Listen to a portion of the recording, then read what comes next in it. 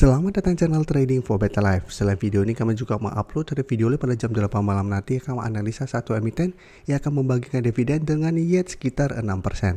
Dan di video ini coba menganalisa satu emiten secara pergerakan saat ini sudah mulai ada tanda-tanda reversal trend dan ternyata BlackRock masih terus distribusi saham ini. Bagaimana potensi saham di kedepannya? Yuk kita coba pelajari analisanya di video ini. Semoga analisa yang diberikan ini bisa bermanfaat dan membantu teman-teman dalam mengambil keputusan. Untuk teman-teman belum subscribe channel ini, bisa tekan tombol subscribe agar tidak ketinggalan informasi dan analisa saham terbaru akan diupload setiap harinya. Saya akan mulai dengan membaca satu artikel dengan judul Berlanjut Aksi Lepas Saham Cepin. Jadi kita baca sekilas artikel pemberitaan ini. Jajaran teratas memegang saham Cepin melanjutkan aksi melepas kepemilikan mereka hingga pertengahan Juni tahun 2024 ini. Jadi pada perdagangan hari Jumat kemarin tanggal 14 bulan Juni, Cepin masih melemah 3% lebih. Jadi jika kita baca lebih lanjut, Cepin mencatatkan net foreign sale di seluruh pasar sebesar 90,55 miliar sejak awal tahun ini. Jadi asing dari awal tahun sudah mulai keluar.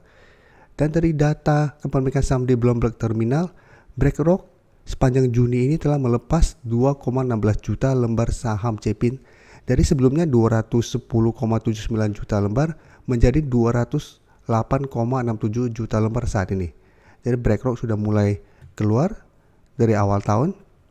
Di bawahnya juga ada Fraxel Trust juga sudah mulai melepas. Dan rata-rata memang investor asing sudah mulai melepas saham Cepin. Dan sekarang kita coba lihat secara teknikal. Bisa kita perhatikan secara teknikal Cepin sudah harus hati-hati. Secara pergerakan sudah tidak oke. Bisa kita lihat penurunan 3% lebih ini membuat Cepin saat ini berada di bawah garis EMA 50-150 dan langsung berada di bawah harga 5.000 yang saat ini memang masih belum terkonfirmasi break, tapi jika terkonfirmasi break minggu depan maka Cepin akan mulai downtrend. Dan jika kita lihat sebelumnya mencoba untuk melewati 5.300 gagal, sempat turun mengetes garis EMA 150 tapi sempat bertahan dan rebound, tapi belum sempat menyentuh 5.300, baru sekitar 5.275. Cepin kembali melemah dan hari Jumat kemarin kembali melanjutkan penurunan. Dan jika kita lihat pada perdagangan hari Jumat malah sempat menyentuh support berikutnya di 4.850 dan ditutup di sekitar 4.900. Walaupun candle hari Jumat belum terkonfirmasi break karena masih menyentuh daerah supportnya, tapi tetap harus hati-hati. Candle penurunan hari Jumat ini sangat solid walaupun ada shadow ke bawah. Dan jika kita lihat broker summary pun asing sebelum memang masuk akumulasi, tapi hari Jumat kemarin asing kembali keluar dan broker summary ini terpantau ada distribusi besar.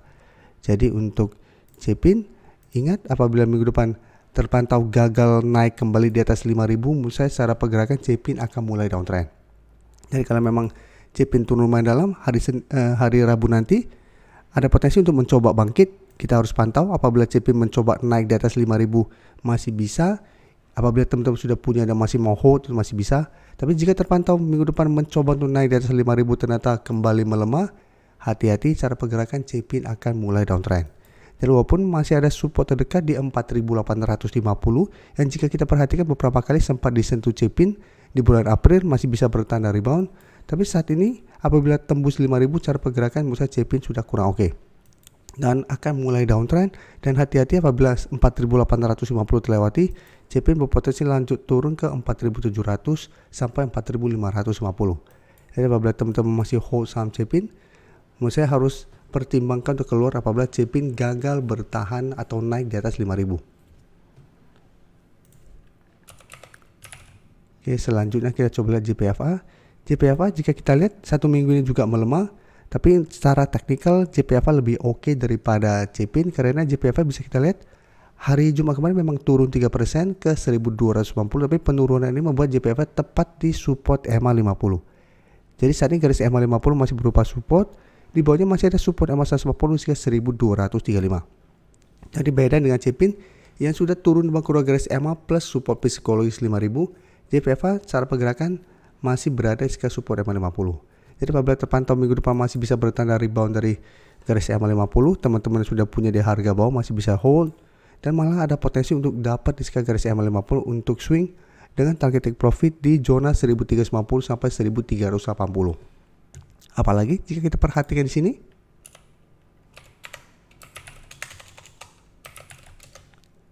asing 1 minggu terakhir memang terpantau distribusi, tapi di broker summary ini terpantau malah ada akumulasi. Walaupun memang akumulasinya tidak besar, tapi minimal walaupun turun ini terpantau tidak ada distribusi dan malah ada akumulasi.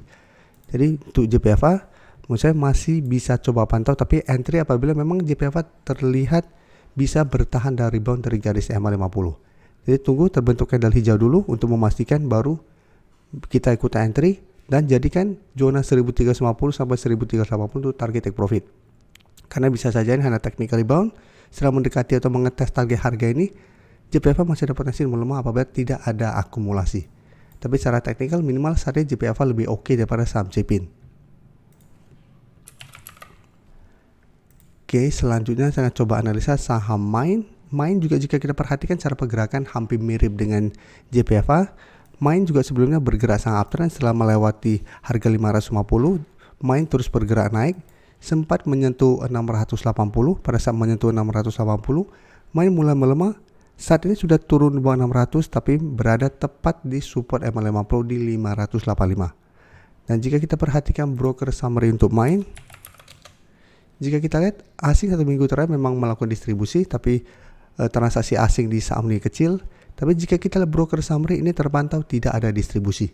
Dan walaupun turun 4% lebih tidak ada distribusi, tapi memang ini terpantau tidak ada akumulasi juga. Jadi untuk Main apabila teman-teman sudah punya juga menurut saya masih bisa hold. Yang pingin coba entry pun menurut saya sama, ini masih bisa pantau apabila Main bisa bertahan dari rebound dari garis EMA 50. Jadi wait and see dulu di sekitar garis EMA 50. Apabila Main juga masih bisa bertahan dari rebound, menurut saya tetap masih menarik untuk coba trade di jangka pendek atau swing dengan target jangka pendek di 625.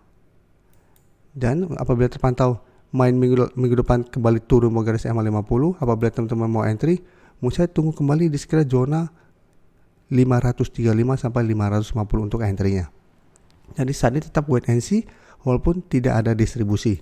Karena apabila kita mau entry, kita harus tunggu konfirmasi apakah kedua saham ini JPFA dan Main bisa bertahan dan rebound dari garis EMA 50. Jika minggu depan kita pantau ternyata masih lanjut turun, sebaiknya jangan entry dan kita tunggu di support EMA 150 untuk entry di sekitar garis support ini. Tapi apabila kita dapat di sekitar garis EMA 150, berarti trading plan-nya beda, target take profitnya di garis EMA 50. Jadi bukan di 600 sampai 625 apabila kita dapat di garis EMA 150. Karena apabila turun ke garis EMA 50, berarti garis EMA 50 akan berubah menjadi resisten. Pada saat terpantau rebound, bisa saja Main mencoba break garis EMA 50 masih gagal dan melanjutkan penurunan. Untuk teman-teman yang baru mensubscribe atau viewer baru dari channel ini, banyak yang bertanya, Pak, aplikasi yang dipakai apa sih? Bagaimana cara menentukan EMA 50 dan 150 dan sebagainya? Teman-teman bisa klik bagian playlist ini. Jadi teman-teman bisa cari channel Trading for Better Life, klik playlistnya. Di playlist ini banyak video-video edukasi yang teman-teman bisa pelajari.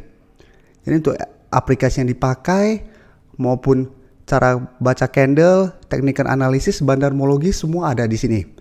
Jadi teman-teman bisa coba cari di playlist untuk pelajari video-video edukasi yang sudah pernah kami bagikan sebelumnya. Terima kasih telah menonton video ini. Like dan share video ini bila bermanfaat bagi teman-teman, dan support channel ini dengan cara tekan tombol subscribe agar channel ini bisa makin berkembang dan bisa membantu lebih banyak orang lagi. Terima kasih.